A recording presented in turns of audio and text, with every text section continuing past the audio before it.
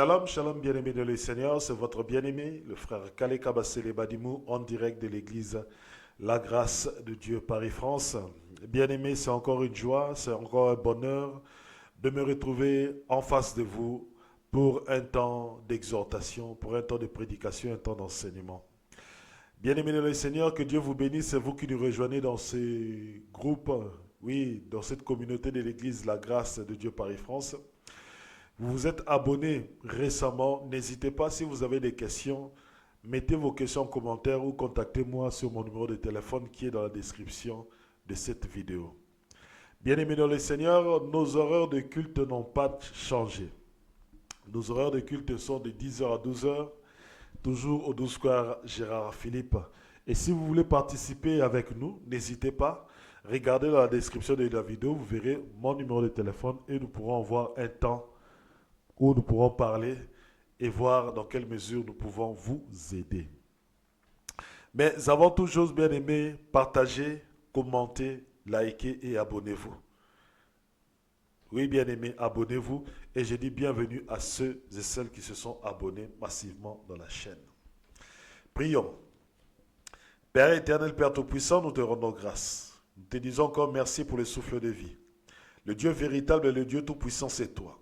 C'est toi qui as ressuscité Jésus-Christ d'entre les morts. Nous te bénissons, nous te glorifions pour tout ce que tu as fait et pour tout ce que tu feras dans nos vies. Père, nous te rendons grâce pour l'œuvre de la croix. Car c'est par la mort de notre Seigneur Jésus-Christ que nous sommes pardonnés. Et c'est par sa résurrection d'entre les morts que nous sommes justifiés devant ta face. Merci encore pour cet amour manifesté à la croix. Que ton nom soit béni, Père, que ton nom soit glorifié. Le Dieu d'Abraham, le Dieu d'Isaac, le Dieu de Jacob. Nous te recommandons cet instant entre tes mains. Que ton esprit me conduise, que ton esprit nous parle en ce moment, que ton esprit nous convainc, qu'il puisse nous enlever dans le mauvais chemin et que nous puissions revenir dans le droit chemin qui est notre Seigneur Jésus de Nazareth, qui est ton Fils, le Christ.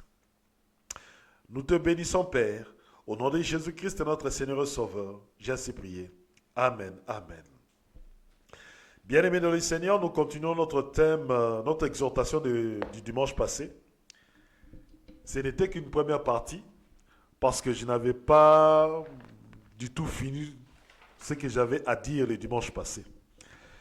Et cette envie-là m'est encore montée de continuer, d'exhorter le peuple de Dieu. Le thème est « N'aie pas peur et ne doute pas du Seigneur Jésus-Christ ». Le thème « N'aie pas peur et ne doute pas du Seigneur Jésus-Christ ». Bien-aimés, le dimanche passé, nous avons parlé de l'expédition du peuple d'Israël sur la terre promise à Canaan. Nous sommes entrés en profondeur. Et lorsque nous sommes entrés en profondeur, nous avons constaté que le peuple d'Israël avait peur du combat. Le peuple d'Israël avait des doutes sur ce que l'Éternel leur avait promis, sur ce que l'Éternel avait promis à leur père, Abraham, Isaac et Jacob, c'est-à-dire de leur donner la terre de Canaan, la terre où coule le lait et le miel. Et pendant qu'ils avaient des doutes, il y a eu des gens qui sont partis à Canaan pour visiter, pour regarder, qui se sont levés et qui ont dit non, le Seigneur nous a promis, le Seigneur accomplira. L'Éternel nous a dit, l'Éternel accomplira. Il a dit qu'il va nous donner Canaan, il nous donnera Canaan. Et pourquoi est-ce que le peuple avait peur? Parce que lorsqu'ils sont partis inspecter la ville de Canaan, ils ont remarqué que ce peuple était puissant. Les villes étaient fortifiées. Il y avait des géants. Et eux, ils étaient comme des sauterelles.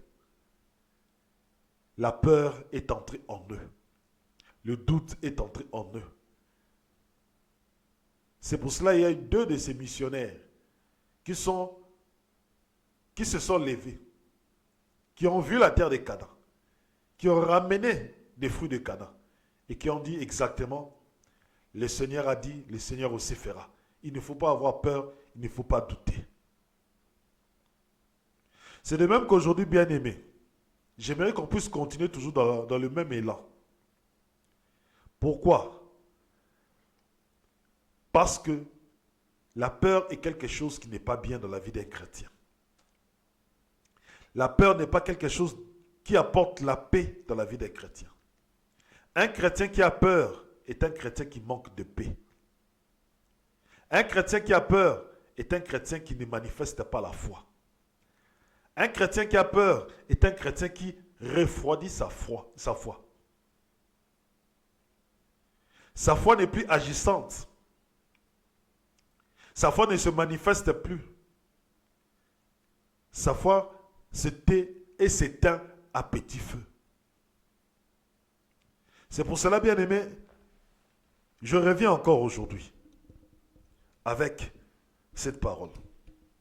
Prenons Matthieu chapitre 14. Matthieu chapitre 14. À partir du verset... Attendez, Matthieu chapitre 14, à partir du verset 22. Bien-aimé, je n'aimerais pas que ta foi puisse se refroidir. Je n'aimerais pas que ta foi puisse chanceler. Mais j'aimerais que ta foi puisse grandir. Que ta foi puisse aller de l'avant. Que ta foi puisse encore éclairer le peuple de Dieu. Matthieu chapitre 14, nous allons commencer à partir du verset 22. À partir du verset 22. Et aussitôt, il obligea les disciples à remonter dans la barque et à le devancer de l'autre côté. Pendant qu'il renverrait les foules. Et quand il les eut renvoyés, il gravit la montagne, à l'écart pour prier. Le soir venu, il était là, seul. La barque, elle, se trouvait déjà au milieu de la mer, harcelée par des vagues, car le vent était contraire. À la 4e veille de la nuit, il alla vers eux, en marchant sur la mer. Quand ils le virent, qui marchait sur la mer, les disciples furent troublés. C'est un fantôme, disait-il. Et pris de peur, ils se mirent à crier. Mais aussitôt, Jésus leur adressa ces mots. Rassurez-vous, c'est moi, n'ayez pas peur. Sur quoi Pierre lui répondit. Seigneur, si c'est bien toi, donne-moi l'ordre de venir à toi sur les eaux. Viens, dit Jésus. Et Pierre, descendant de la barque, se mit à marcher sur les eaux en venant vers Jésus. Mais voyant la violence du vent, il prit peur et commença à couler. Il s'écria, « Seigneur, sauve-moi !» Aussitôt, Jésus tendit la main et le saisit, en lui disant, « Homme de peu de foi, pourquoi as-tu douté ?» Et quand ils furent montés dans la barque, le vent tomba. Ceux qui étaient dans la barque se prosternèrent devant lui en disant, « Vraiment, tu es fils de Dieu. » Alléluia.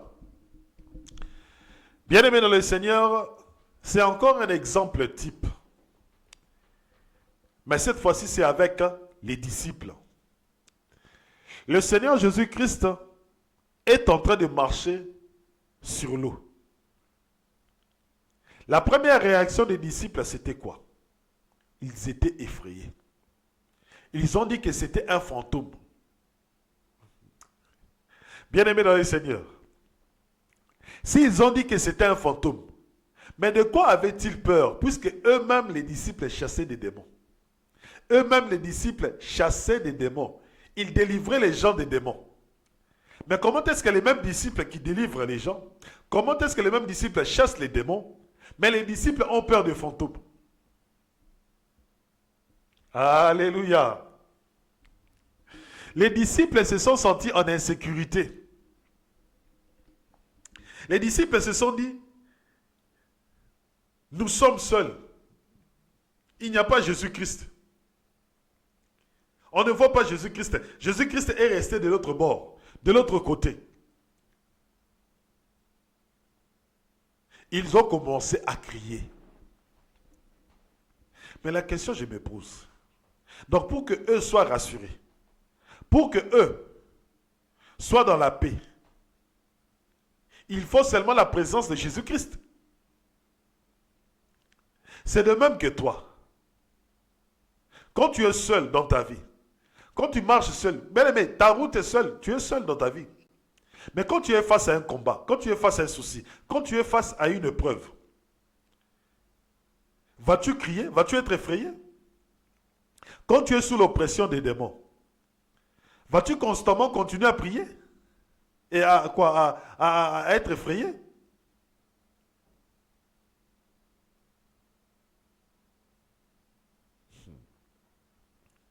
Les disciples ont commencé à avoir peur. Bien-aimé, lorsque tu es oppressé, as-tu peur? Ce matin, j'aimerais qu'on puisse comprendre quelque chose. Ne pense pas parce que tu as chassé des démons hier que tu ne pourras jamais avoir peur. Tu ne pourras jamais avoir de doutes. Parce que lorsque tu chasses un démon, lorsque tu mets le trouble dans le monde des ténèbres, il s'assoit, les démons s'assoient, les sorciers, les magiciens s'assoient, ils te regardent, ils t'observent, ils cherchent aussi une faille. Puisque quand tu as peur, c'est qu'il y a quelque chose qui te trouble, il y a quelque chose qui ne va pas. Tu sens qu'il y a une faille en toi, tu sens qu'il y a un doute. Toi, tu crois que c'est une faiblesse, or que ce n'est pas une faiblesse. C'est ça que le diable veut te faire comprendre. Le diable veut te faire voir que, comme je suis en train d'oppresser, le Seigneur Jésus-Christ ne pourra rien faire pour toi. Quand il est en train de t'oppresser, il te fait croire que le Seigneur Jésus-Christ t'a abandonné. Mais non, bien-aimé, le Seigneur ne t'a pas abandonné. Le Seigneur est avec toi. Et quand ils ont commencé à crier,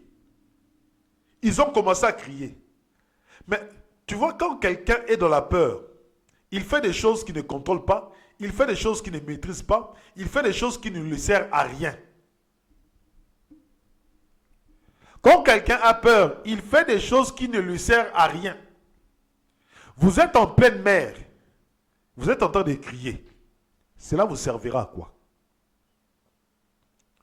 Puisque ceux qui sont de l'autre côté dans la rive ne vous entendront pas. Parce qu'il y a le vent, il y a la marée. Le vent était contraire. Comment est-ce qu'ils vont-ils intervenir?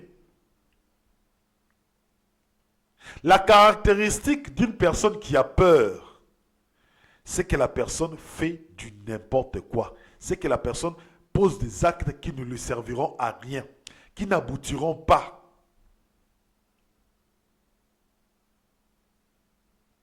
Quand le Seigneur Jésus-Christ a vu que ses disciples étaient effrayés, quand le Seigneur Jésus-Christ a vu que ses disciples étaient désorientés, étaient déboussolés, ils avaient peur, ils avaient des doutes, ils commençaient à faire n'importe quoi.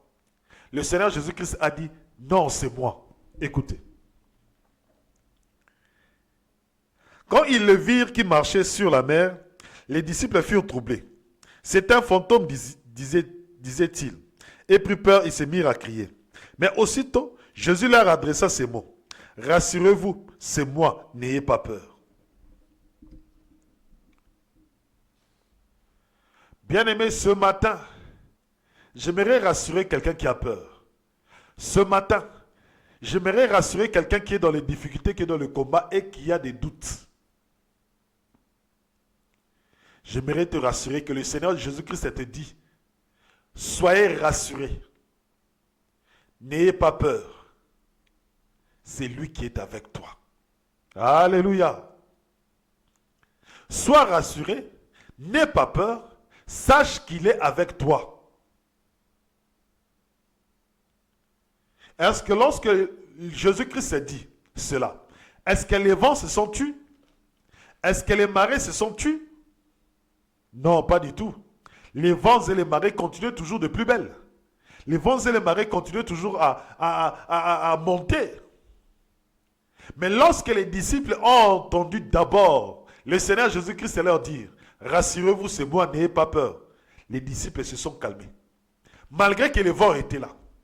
Aujourd'hui, ce matin, je te dis, Jésus-Christ te dit, rassure-toi. C'est bien lui qui est avec toi. C'est bien lui qui t'accompagne. C'est bien lui qui te soutient. C'est bien lui qui te fortifie. Bien-aimé dans le Seigneur, rassure-toi. Et même si les vents, même si les tempêtes, même si le combat, même si les difficultés ne s'arrêtaient pas, rassure-toi d'abord, soit dans la paix, soit dans la joie. Parce que la première chose que le Seigneur Jésus-Christ a fait, c'est de donner la paix aux disciples. Lorsqu'il dit, rassurez-vous, c'est moi, n'ayez pas peur. Il leur a donné la paix. Et quand il leur a donné la paix, ils ne criaient plus. Ils ne criaient plus.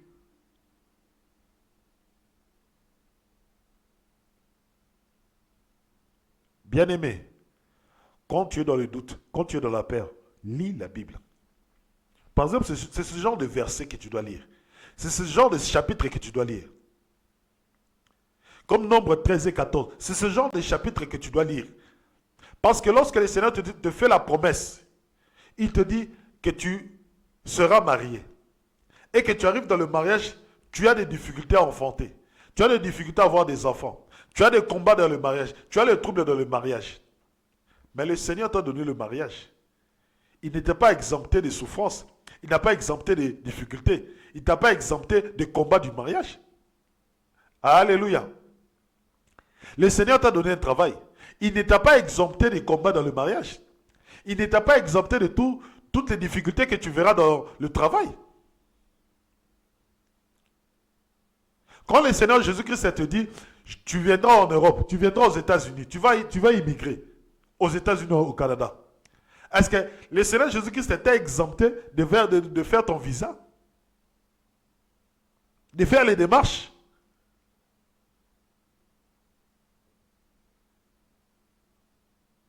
Tu auras du travail. Mais pour avoir du travail, il faut que tu cherches. Tu auras une femme. Il faut chercher une femme. C'est ça.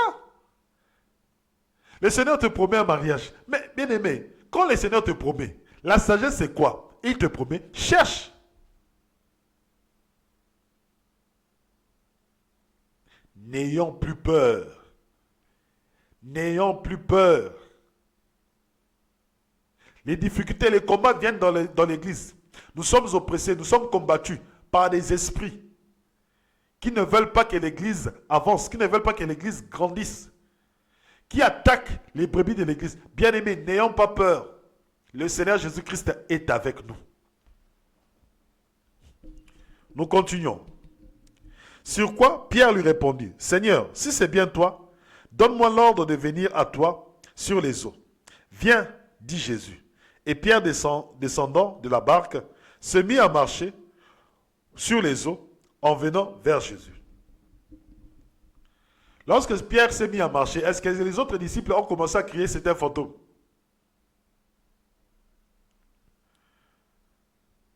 Alléluia.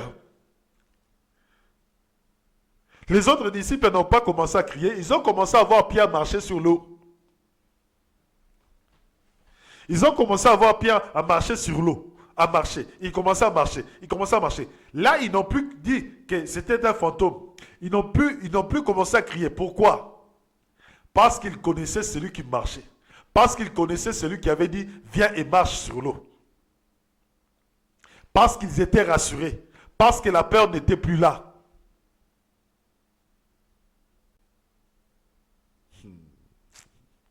Regardez maintenant ce qui se passe. Lorsque Pierre a commencé à marcher sur l'eau, à un moment, les vents se sont encore levés de plus belle. Les vagues se sont encore levées de plus belle. C'est là que Pierre a commencé à avoir peur. Mais les disciples qui étaient dans la barque n'avaient pas peur. Ils étaient en train de regarder. Jésus-Christ n'avait pas peur des vents, des marées. Non, il n'avait pas peur. Bien-aimé, lorsque le Seigneur Jésus-Christ te dit ce matin, n'aie pas peur, tiens cette parole jusqu'à la fin de l'épreuve. Alléluia.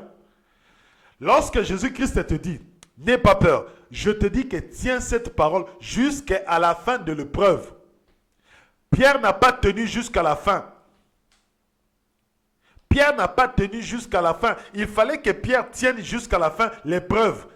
Il fallait que Pierre puisse avoir la foi. Il ne fallait pas que Pierre puisse avoir la peur.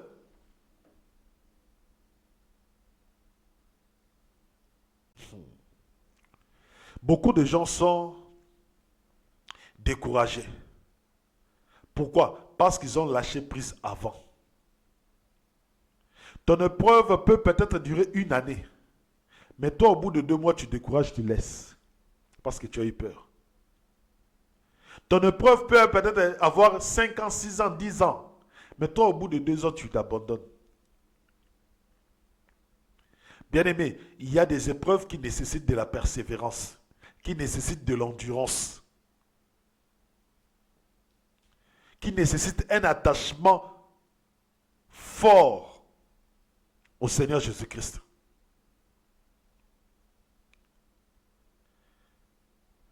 Peut-être vous vous dites, ah frère Calais, toi tu parles pour toi. Bien-aimé, moi c'est depuis 2019 que je prêche à Trappes. 2019. Aujourd'hui ça totalisera 6 ans que je suis à Trappes, que je prêche. Que je suis à Trappes, que j'annonce la parole de Dieu. Beaucoup de gens pensent que c'est facile. Mais il faut de la persévérance. Il faut de la persévérance. Il faut de la persévérance. Parce qu'il y a certaines choses que vous pensez que c'est facile. Il n'y a que celui qui a passé l'épreuve totalement, qui connaît les tenants et les aboutissants, qui connaît ce qui s'est passé, qui comprend, qui saisit, qui se dit, après cette épreuve, je vais peut-être changer, la stratégie, ça sera comme ça, ça sera comme ça. Peut-être vous direz, non frère Calais, toi tu n'as pas beaucoup de membres, il n'y a pas de combat. Bien aimé, on vous ment. Tout celui qui prêche l'évangile, bien aimé, te dira, même si je suis seul, les attaques des magiciens, les attaques des sorciers, les attaques démoniaques sont là. Ils veulent vraiment te décourager, ils veulent vraiment que tu puisses abandonner Jésus-Christ. C'est ça leur but. Leur but n'est pas de t'effrayer, leur but c'est que tu abandonnes Jésus-Christ.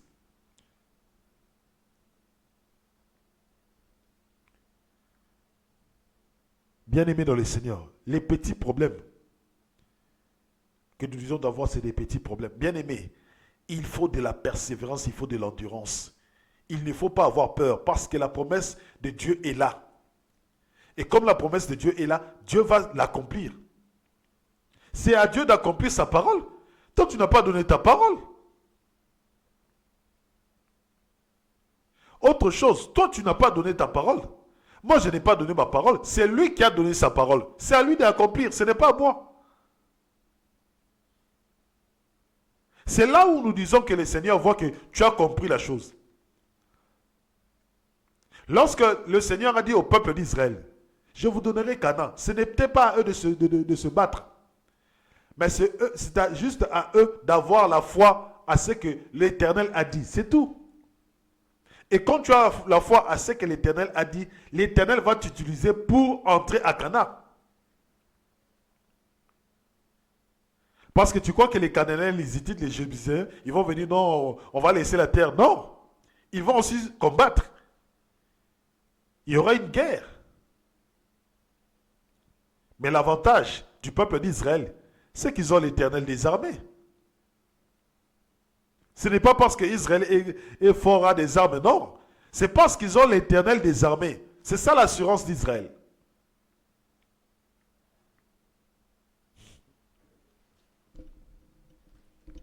Écoutez. Seigneur, sauve-moi. Mais voyant la violence du vent, il prit peur et commençant à couler, il s'écria, Seigneur, sauve-moi. Aussitôt, Jésus étendit la main et le saisit en lui disant, homme de peu de foi, pourquoi as-tu douté? Homme de peu de foi. Es-tu un homme de peu de foi? Pourquoi as-tu douté de la promesse de Dieu?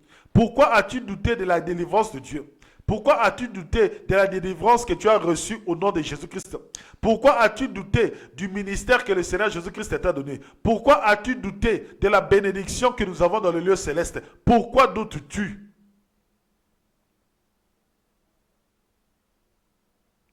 Pourquoi doutes-tu?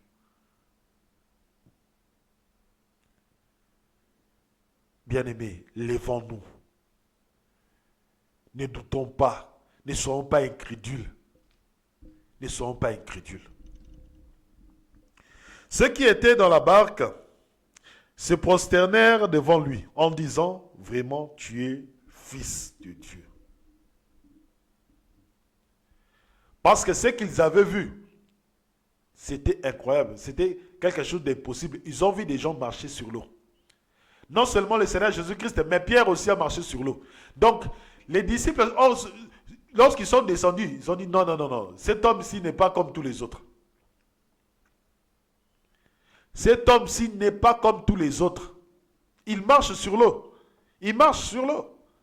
Nous avons entendu témoigner nos pères dire que Dieu a fendu la mer Rouge en deux, son peuple a passé à pied sec. Mais lui, il n'a pas fendu la mer Rouge en deux, lui, il a juste marché sur l'eau. Voilà ce qu'il a fait.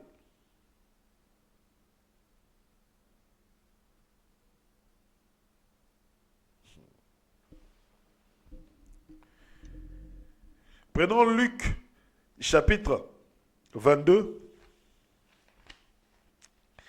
à partir du verset 43.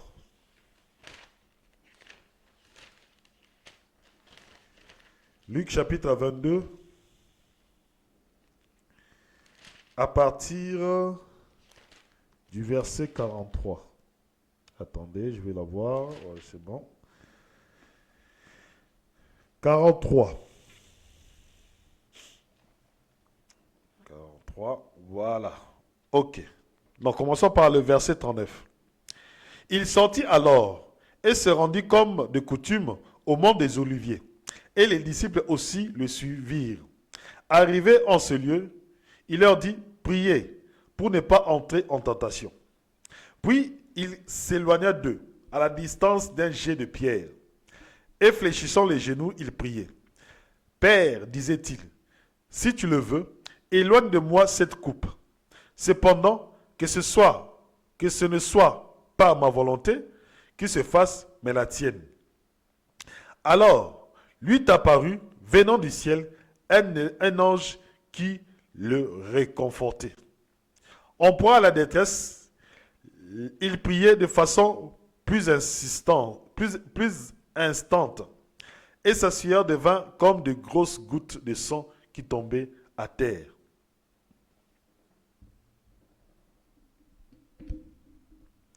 Bien-aimé, lorsqu'il est venu le temps pour notre Seigneur Jésus-Christ d'affronter la mort, il a commencé à prier. La mort, c'est autre chose, bien-aimé. Il a chassé des démons, il a marché sur l'eau, il a fait tout ce qu'il a fait.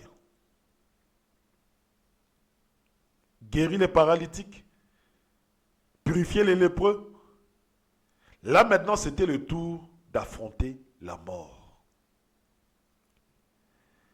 Bien-aimé, à un moment, le Seigneur Jésus-Christ était effrayé. Mais par contre, lui, regardez sa réaction.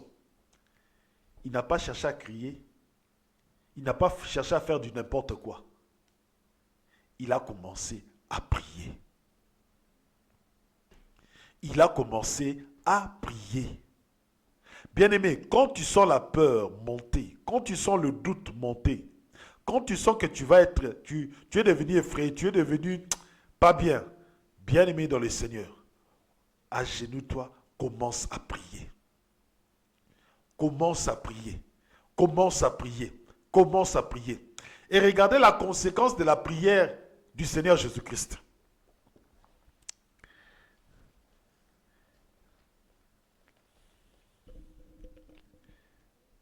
Père, disait-il,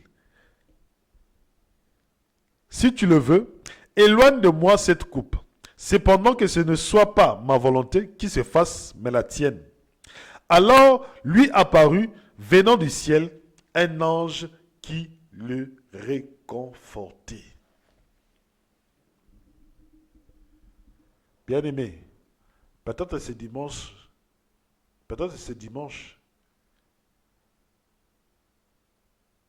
le Saint-Esprit est là pour te réconforter. Peut-être ce dimanche, avec cette parole, bien-aimé, tu seras réconforté. Tu seras édifié. Tu seras fortifié. Le Seigneur a reçu la visite d'un ange venant du ciel, de la part du Père. Le Père l'a répondu. Il a dit non, je t'envoie un ange. Écoute cet ange parler.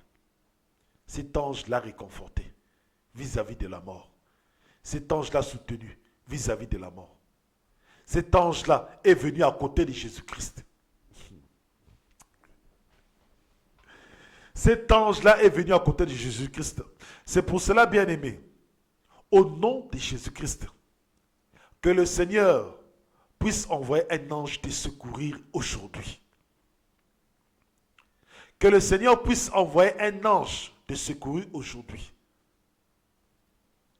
Cet ange-là peut prendre plusieurs formes. Cet ange-là peut être prédicateur comme moi. Cet ange peut être un frère ou une sœur. Cet ange peut être quelqu'un dans la rue. Cet ange peut être une vidéo que tu entends sur WhatsApp, YouTube, ainsi de suite. Mais cet ange-là est venu pour te réconforter dans la situation dans laquelle tu te trouves. Une situation compliquée, difficile.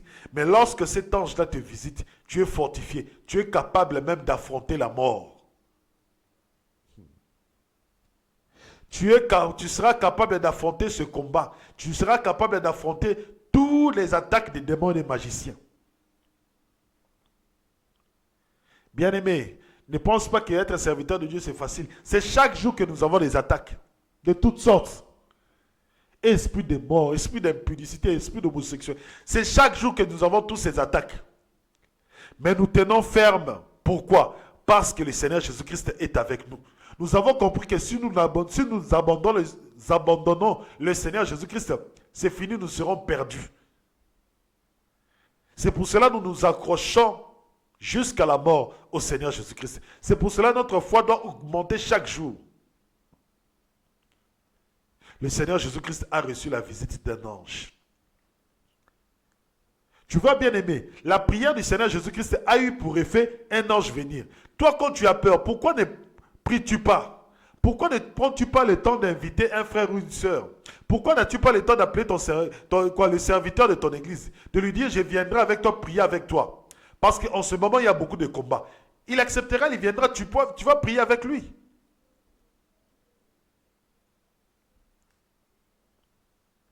Oui, bien-aimé. La prière a été exaucée.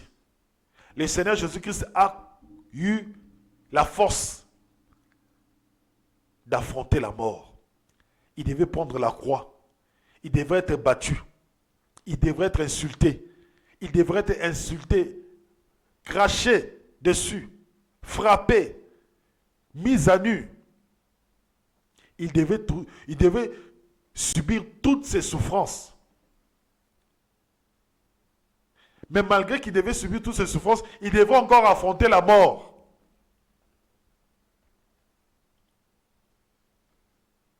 Bien-aimé, tant qu'il ne passait pas par ces souffrances, il n'aurait pas eu la force d'affronter la mort.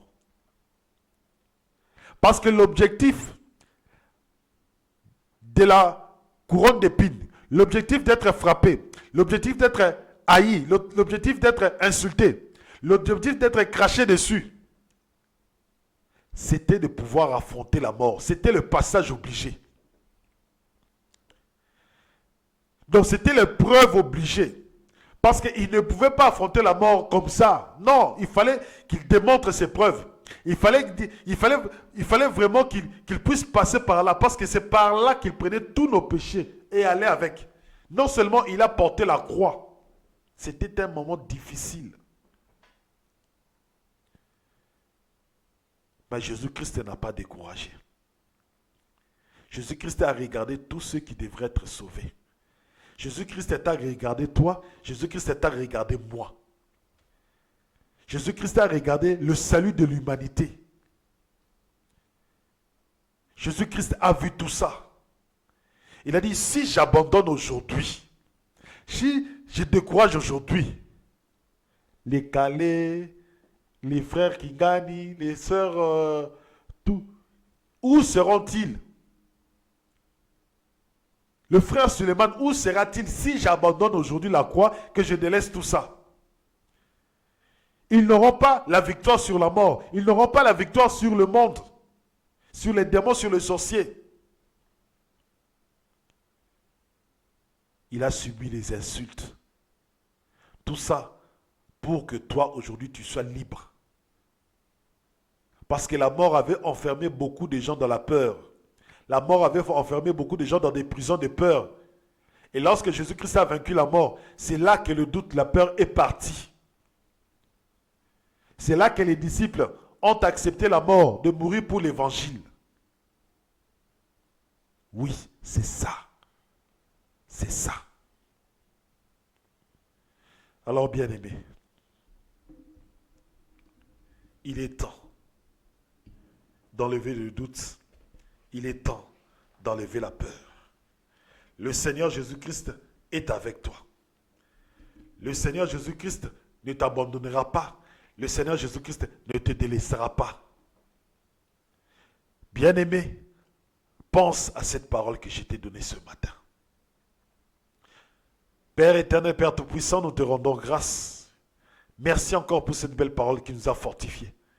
Merci encore pour cette belle parole qui nous a donné encore la force, qui a encore rebâti la foi, qui nous a encore encouragés à demeurer fermes de la foi et à passer ces épreuves de foi avec joie, avec bonheur. Je te recommande l'assemblée.